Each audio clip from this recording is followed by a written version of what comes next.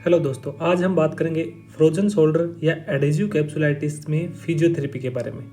इससे पहले बात करेंगे कि फ्रोजन शोल्डर क्या होता है। फ्रोजन शोल्डर या एडेजिव कैप्सुलाइटिस ये क्या होता है और नॉर्मल जॉइंट से कैसे डिफरेंट होता है। इस इमेज से अपने समझ में आएगा ये नॉर्मल जॉइंट है और ये फ्रोजन शोल्डर या एडेजिव कैप्सुलाइटिस जो है उसका इमेज दिया है। नॉर्मल शोल्डर में क्या होता है, ये शोल्डर जॉइंट है, इसमें जो कैप्सूल है, ये वाला जो कैप्सूल दिख रहा है ये लेग्स होता है, ये स्ट्रेचेबल होता है। स्ट्रेचेबल होता है तो इसके सारे मूवमेंट पॉसिबल होते हैं। लेकिन फ्रोजन शोल्डर में ये जो कैप्सूल है वो थिक हो जाता है, इन्फ्लेम्ड हो जाता है, स्टिफ हो जाता है। थिक होने की वजह से अब ये इतना स्ट्रेचेबल नहीं रहेगा। स्ट्रेचेबल नहीं होगा तो मूवमेंट नहीं हो पाएंगे, तो रेस्ट्रिक्टेड मूवमेंट हो जाते हैं फ्रोजन शोल्डर में या एडेजिव कैप्सुलाइटिस में। और साथ में इन्फ्लेमेशन होता है। इन्फ्लेमेशन होने की वजह से पेनफुल भी होता है। तो इनिशियली जो फ्रोजन शोल्डर स्टार्टिंग होती है, स्टार्टिंग में पेनफुल होता है और मूवमेंट डिक्रीज होना शुरू होते हैं, लेकिन बाद में धीरे धीरे इन्फ्लेमेशन कम हो जाता है, लेकिन स्टिफनेस बढ़ती जाती है, थिकंड हो जाता है कैप्सूल, तो पेन कम हो जाता है बट मूवमेंट बहुत ज़्यादा डिक्रीज हो जाते हैं। जो शोल्डर जॉइंट है उसके मूवमेंट बहुत कम हो जाते हैं। अब बात करते हैं normal movement of shoulder joint. सबसे पहला है अबडक्शन, हाथ को साइड में उठाना, अबडक्शन, और उसको शोल्डर से ऊपर लेके जाना, उसको बोलते हैं ओवरहेड अबडक्शन। ये हो गया पहला शोल्डर का मूवमेंट।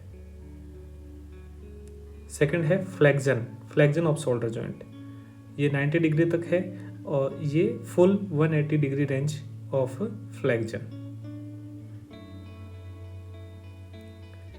नेक्स्ट है external rotation, external rotation of shoulder joint. And ये है internal rotation of shoulder joint. जब अपन आर्म को अपनी बैक के पीछे करते हैं वो है इंटरनल रोटेशन। अब बात करते हैं physiotherapy for frozen shoulder. Physiotherapy में शोल्डर जॉइंट के नॉर्मल मूवमेंट जो लॉस्ट हो गए हैं उनको वापस रिगेन करना है। इसके लिए सबसे पहला है अबडक्शन, मतलब साइड से हाथ को ऊपर उठाना। शुरुआत में 90 डिग्री तक का जो मूवमेंट है उसके लिए एक स्टिक की हेल्प लेंगे। स्टिक से नॉर्मल जो शोल्डर है, नॉर्मल हैंड है, उससे अपन पुश करेंगे, धक्का लगाएंगे जो अफेक्टेड साइड है उसको और ऊपर उठाएंगे। इससे मूवमेंट आ गया। 90 डिग्री तक मूवमेंट आने के बाद में दूसरा तरीका अपन अपनाएंगे, दीवार के साइड में खड़े होंगे और हाथ को स्लाइड करेंगे दीवार के ऊपर की तरफ, बॉडी को दीवार के पास में चिपकाएंगे, उससे वो स्ट्रेच होएगा कैप्सूल और मूवमेंट आएंगे। जब ये मूवमेंट अपन स्ट्रेचेबिलिटी वापस आ जाए तो फिर एक्टिव मूवमेंट करेंगे। एक्टिव मूवमेंट में दीवार के ऊपर उंगलियां चलाते चलाते हाथ को पूरा ऊपर तक ले के जाने की कोशिश करनी है।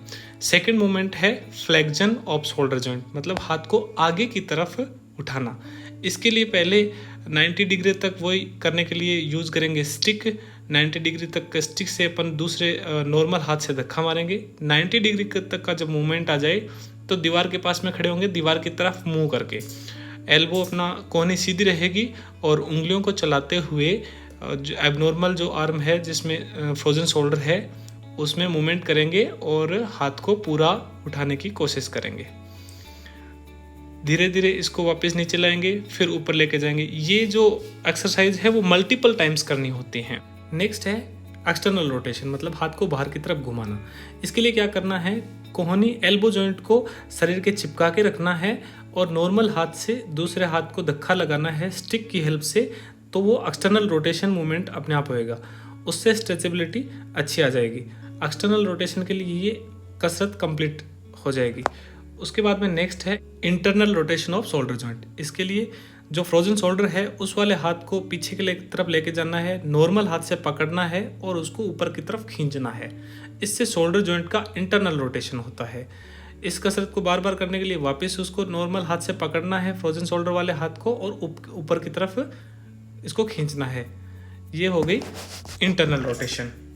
इन एक्सरसाइज के बाद में जब अपने मूवमेंट नॉर्मल हल्के आने शुरू हो जाएं, उसके बाद करना है अपने को circumduction of the shoulder. Circumduction, ये जो फोटो दिख रही है, ऐसी मशीनें पार्क में लगी होती हैं, उनके ऊपर अपन ये सर्कमडक्शन एक्सरसाइज कर सकते हैं। इसमें सारे कंप्लीट जो मूवमेंट हैं वो इसमें आ जाएंगे। ये वीडियो आपको कैसा लगा इसके बारे में मुझे कमेंट बॉक्स में ज़रूर बताएं। मेरे चैनल को प्लीज़ सब्सक्राइब करें, वीडियो को लाइक करें और आगे शेयर भी करें ताकि ये इन्फॉर्मेशन आगे भी जाए। बेल आइकन ज़रूर दबाएं ताकि नेक्स्ट वीडियो जब भी मैं डालूं आपके पास नोटिफिकेशन आए। Thank you.